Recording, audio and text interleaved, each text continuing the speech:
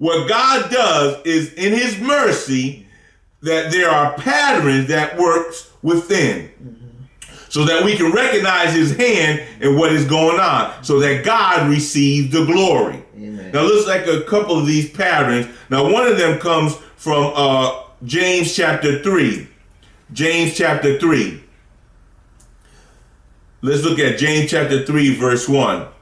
My brethren, be not many masters, knowing that we shall receive the greater condemnation. Be not many masters, Amen. knowing that we shall receive the greater condemnation. Now, even though God judges without respect of persons, some receive closer inspection than others. In this case, you can understand that because God has anointed me and appointed me an apostle of God, that his scrutiny is of me going to be more than it is of you. Because he has put me in this position and has given me whatever gifts are necessary to fulfill it. So I have to measure up to that responsibility. And so part of the cost of that is that I am held more accountable than others. Amen. Now that goes up and then down through the whole body. If it's good for the ministry, it's good for others as well. Or as we say, old saying goes, if it's good for the goose, it's good for the gander. Now God does take that into consideration so that we'll understand. Now let's look at Luke, of a variation of this same pattern. Let's go to Luke chapter 12. Luke chapter 12. And let's look at verse 45. Luke chapter 12, verse 45. But if that servant says in his heart, my Lord delays his coming, and shall begin to beat the manservant and maidens, and to eat and drink, and to be drunken, the Lord of that servant will come in the day when he looks not for him, and at an hour when he is not aware, he will cut him in asunder, and will appoint him in his portion with the unbelievers. And that servant, which knew his Lord's will, and prepared not himself, neither did according to his will, shall be beaten with many stripes.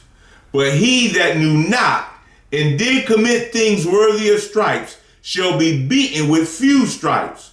For unto whomever much is given, of him shall be much required. And to whom men have committed much, of him they will ask the more. Amen. And that's very clear. To whom much is given, much is required.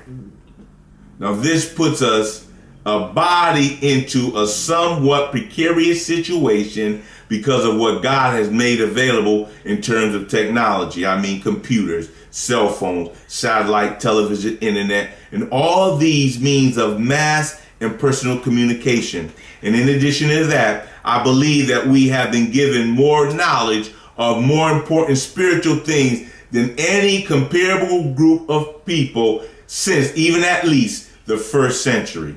Amen. So we have no excuse. We have no excuse. Amen. So God is going to judge us more intensely, or he's going to judge us more. It's going to be more. Amen. How intense then is our scrutiny going to be? Well, that's something that we need to seriously consider in terms of repentance. We have been given very much. Maybe the food lately, in the last number of years, haven't been that good.